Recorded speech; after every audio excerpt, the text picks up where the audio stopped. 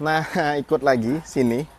Jadi kali ini bakalan inspeksi Pajero Dakar. Ini yang VGT tahun 2014. Jadi seperti biasa di parkiran lagi ditinggal jatuh kunci ya. Jadi langsung kita cek aja.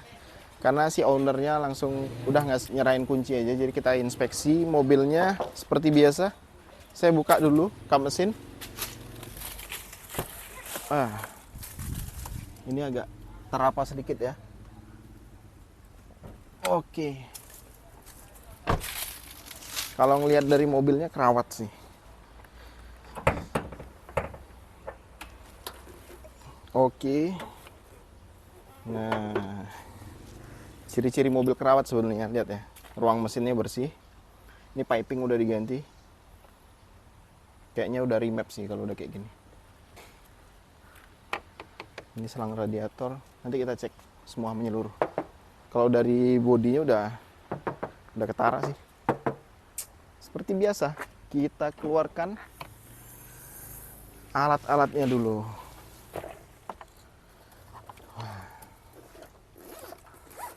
Jadi ini sebenarnya orderan dari Pelalawan. Langsung janjian di sini. Si ownernya kebetulan lagi kerja dan dia langsung kasih kuncinya. Tetap ya, ini kantornya di depan ada satpam ya, jadi nggak main lepas-lepas gitu aja. Oke, seperti biasa ke depan kita pakai ini dulu. Ini untuk baterai hold, ini brake fluidnya, ini thickness. Dah, itu aja, cukup. Oh ya, langsung ke depan aja. Aku coba hidupin mesinnya dari sini. Karena kalau diesel itu pengecekannya bagusnya kondisi mesin panas. Starter bagus ya. Langsung nyala, nggak ada beban. Kita pasang untuk baterainya. Kita tes dulu baterai holdnya.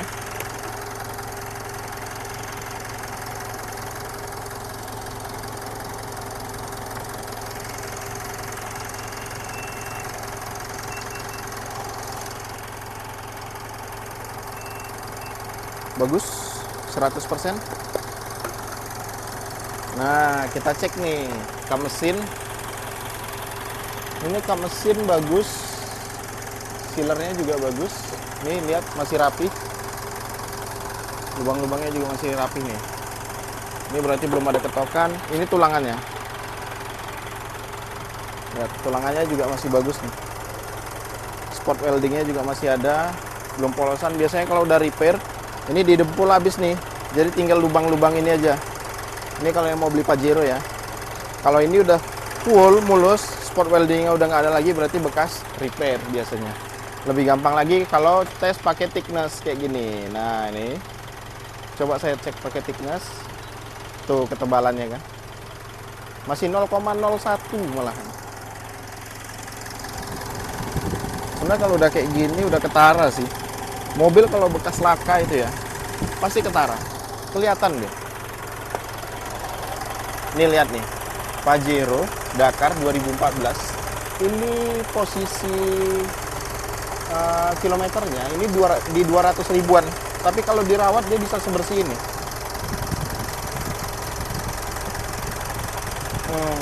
Ini udah mulai keluar uap ya sebetulnya. Tapi oke, ini masih aman karena dia remap itu tadi. Tulangan ini juga masih bagus. Kap mesinnya juga ini udah pernah bongkar. Masih bagus. Turbo juga, oh dia udah ganti sistem exhaust-nya. Ini downpipe, front pipe sama muffler semua udah diganti sampai belakang. Dia ganti full system.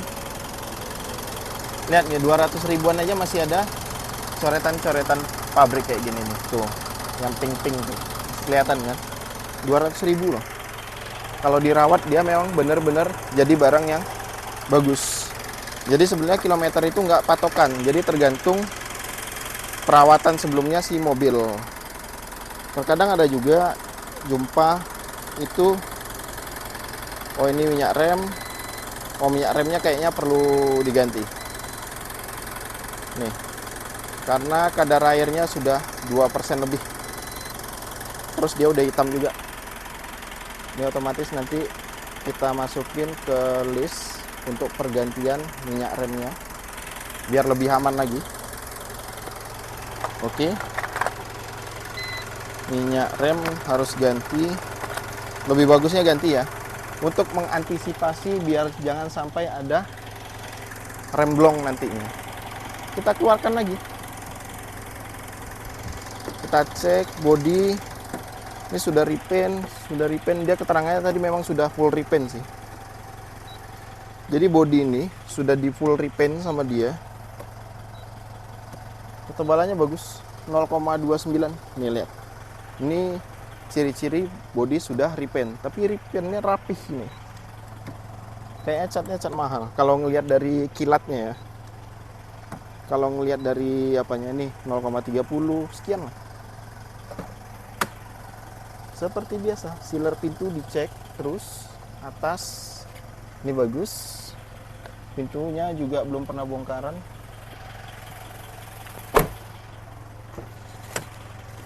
Ini velg diganti TE ya. Ini juga bagus.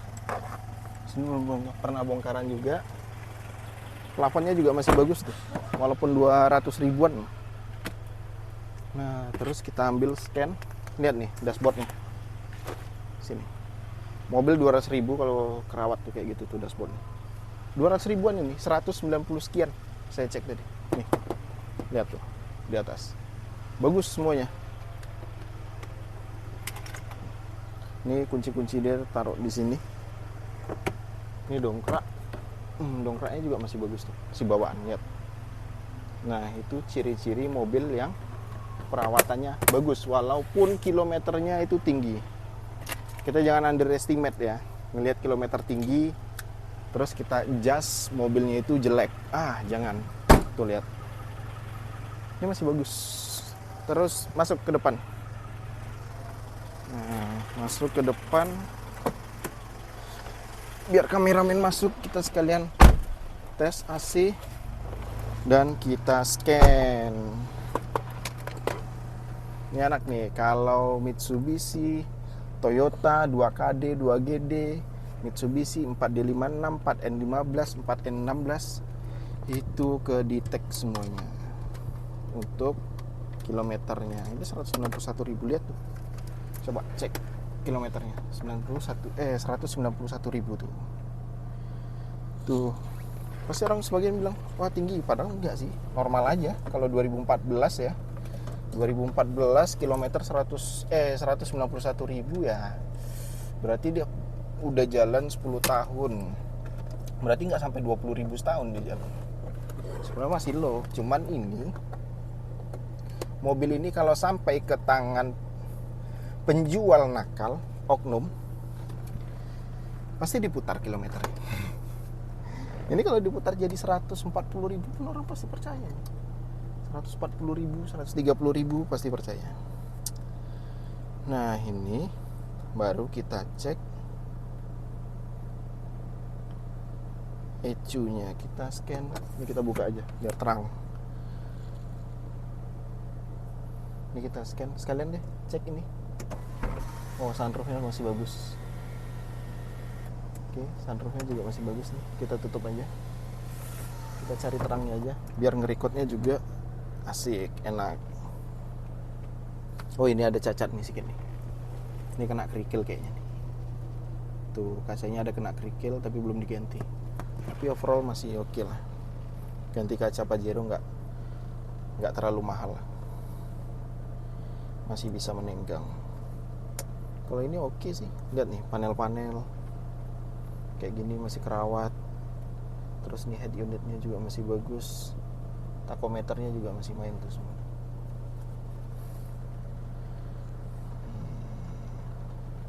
Ayo mana nih? Muncul. Mitsubishi.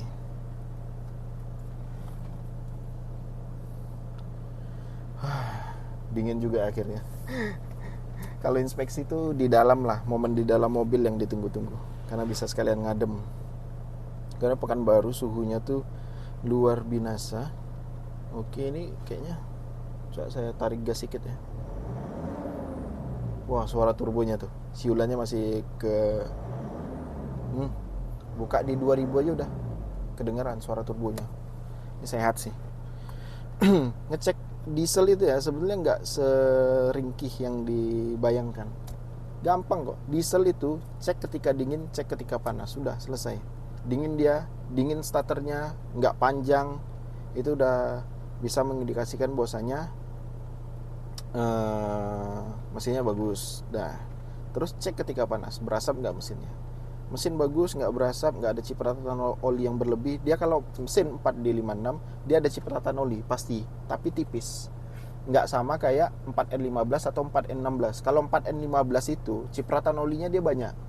Jadi ketika kita cek di tutup pengisian oli, itu olinya bakalan nyiprat. Kalau dibiarin bakalan habis. Karena apa? Karena posisi dari timing chain atau ranting timingnya itu selaras dengan tutup pengisian oli tadi. Jadi otomatis ketika mesin berputar, olinya bakalan nyiprat ke atas. Jadi jangan apa-apa ngecek diesel, berasap dikit ngobos, nyiprat oli dikit ngobos, jangan apa-apa ngobos ya, nanti yang punya mobil marah. Jadi kalau bisa ngecek diesel tuh memang pengetahuannya harus lebih lagi. Jangan hanya sebatas nih 118.000 mile nih ya. 118.000 mile ini kalau dikilometerkan sekitar 191.000. Berarti kilometernya pun real, tidak di setel-setel. Ngapain setel? Punya pribadi soalnya kan. Habis itu dia satu tangan dari baru lagi. Dia pemilik ini memang satu tangan dari baru. Sekarang dipakai anaknya. Nih lihat nih. Ini tekanan bahan bakar. Ini targetnya. Tuh naik kan ke 8.200. Bagus sih. Injektornya juga Quentin Mine-nya bagus nih. 6 mm. Tuh lihat. Full injector pilotnya tuh tengok. 1.300. Oke. Ini full pressure-nya nih. Targetnya yang tadi. Ini full pressure, kita gas. Ke 16.000 PSI. Bagus nih. Pengembunan-nya berarti bagus. Kalau kayak gini. Itu bisa jadi salah satu ciri-ciri mesin diesel masih sehat. Makanya kenapa saya kalau ngecek diesel itu nggak boleh skip ini. Di scan ini nggak boleh skip. Justru ini yang harus diutamakan. Nah ini diesel, kita cek full code-nya di mesin. Ada U1102. Kalau U ini biasanya kode untuk sinyal. ASC Keno aktif. Gak ada masalah sih, ini hanya sinyal aja. Lagian cek engine gak ada nyala. Masih oke lah. Ini masih oke. Nah ngademnya udah selesai, kita ke depan lagi. Video udah berapa menit? 13. Nih lihat. Nah ini untuk cek suhu AC-nya di 7,7 derajat. Biarin aja dulu. Saya keluar bentar.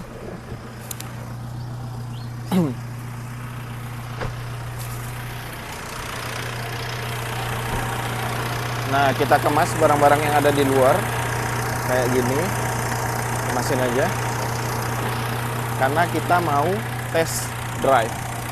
Oh sebelum itu mesin udah panas kan, kita pastikan juga di stick pengisian. Ini ada uap. Ini bisa terjadi apabila mesin di remap. Berarti sebenarnya ini udah fix sih, mesinnya pasti remap nih kalau udah kayak gini. Oke, kita simpan belakang barangnya dulu. Baru kita tes drive. Kita putar di sini aja.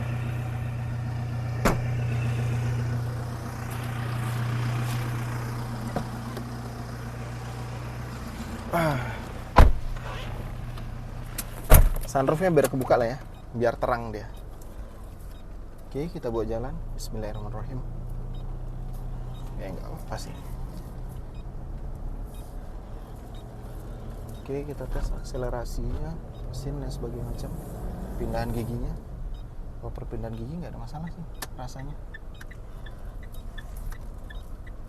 Oke, pelan-pelan di sini.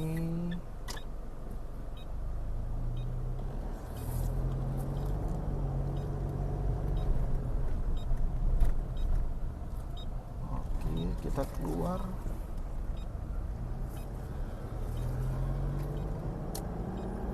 Kita mau tes akselerasinya di jalan lurus dan kosong. Nah, lagi-lagi jangan lupa kalau kita beli mobil, jangan skip test drive, itu wajib. Test drive itu wajib. Jadi biar kita bisa tahu rasanya berkendara pakai mobil yang akan kita beli itu gimana. Karena nggak boleh skip. Test drive itu nggak boleh skip.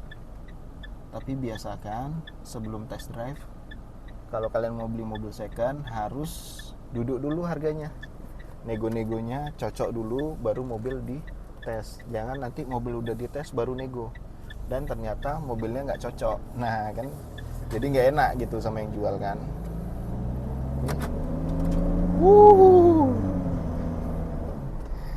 Bener kan, remap. Suara siulan dari turbonya juga masih bagus nih. Habis test drive, nanti kita baru main di kolong. Baru kita cek di kolong semua ban. Kalau ban masih tebal tadi, sekitar 6 mm depan belakang. Saya udah cek. Paling nanti cek kolong aja. Karena ini suspensi kayaknya ini nggak terlalu lembut sih. Kayaknya udah diganti. Kayaknya shock udah ganti sih. Rasanya soalnya beda. Agak beda karena kalau Pajero bawaan itu biasanya ngayun. Kalau ini dia agak padat.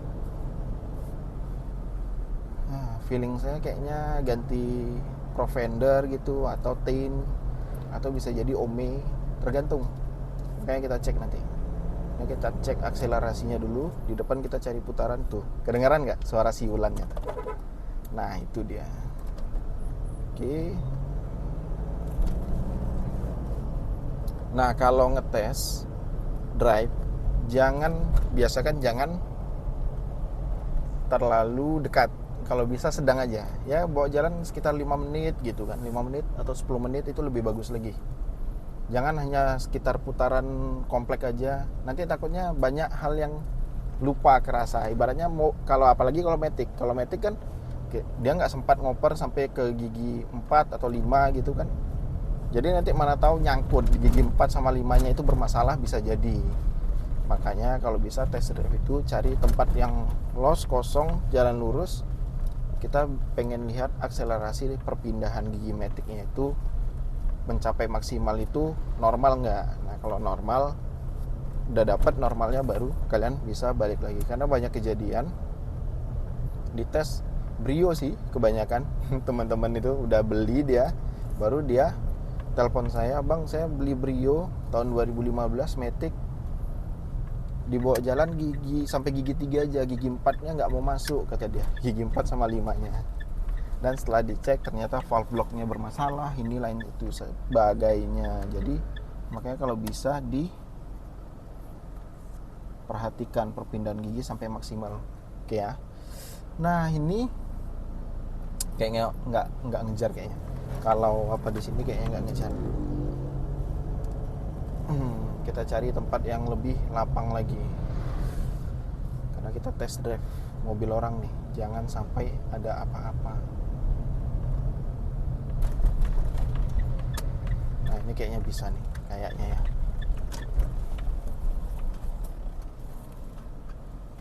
Ngejar nggak ya? Ngejar sih. Soalnya jalannya agak sempit. Oh, di depan parit besar tuh. Jangan sampai kecolongan.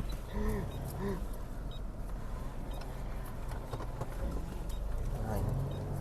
Kalau di Pekanbaru ini kalau jalan kayak gitu jarang ada yang mau ngalah. Jadi kita harus cepet.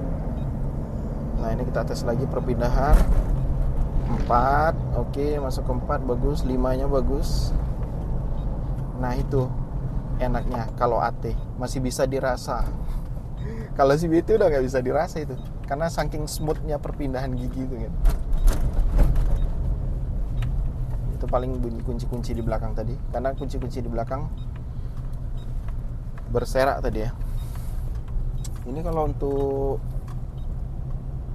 rekomendasi masih bisa direkomendasiin sih. Kalau ini masih rapih mobilnya, mobil masih rapi, AC-nya masih dingin, kinerja mesin juga masih bagus, perpindahan gigi transmisinya juga masih bagus, nggak ada bekas laka di depan, nggak ada bekas laka juga di belakang, indikasi bekas banjir nggak ada, main lumpur nggak ada. Coba kita cek nanti setelah kita berhenti ini, kita cek kolongnya. Waduh, parah nih mobil depan nih, suaranya kayak dongfeng. Masih nyala kan mikrofonnya kan, nanti takutnya udah ngomong-ngomong nggak nyala ternyata.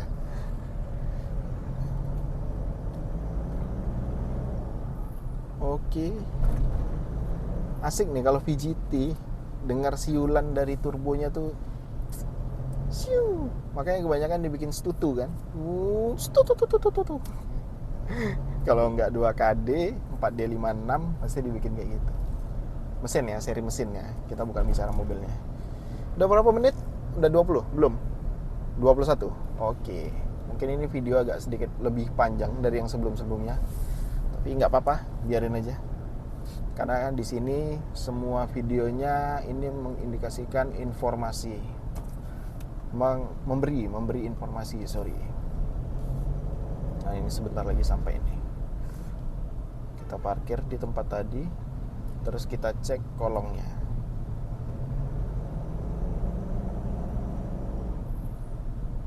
Oke, nagih nih, dengar siulan turbonya tuh nagih.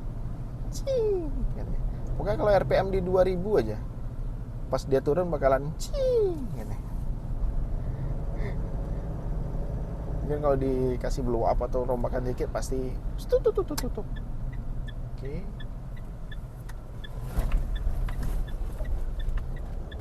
kita ke belakang.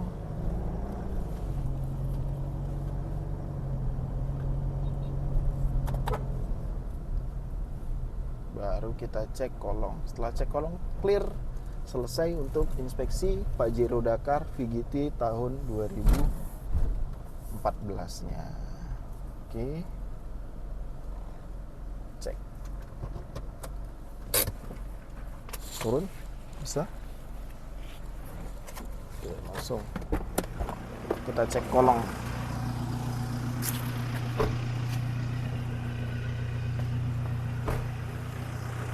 Nah, sini. Kita cek kolongnya semua. Wah, kan bener kan? Kolongnya aja bersih. Tuh. Wah, ini fix sih. Kalau ini masih nih. Pegang. Kalau ini masih bisa rekom. Jadi selesai inspeksi kita untuk Pajero Dakar VGT tahun 2014-nya. Buat teman-teman yang pengen beli VGT Pajero, jangan lupa tonton videonya sampai habis. Terima kasih yang udah saksikan video ini. Jangan lupa di like, subscribe, dan share video ini agar channel ini lebih berkembang dan memberikan banyak manfaat untuk kita semua. Thank you.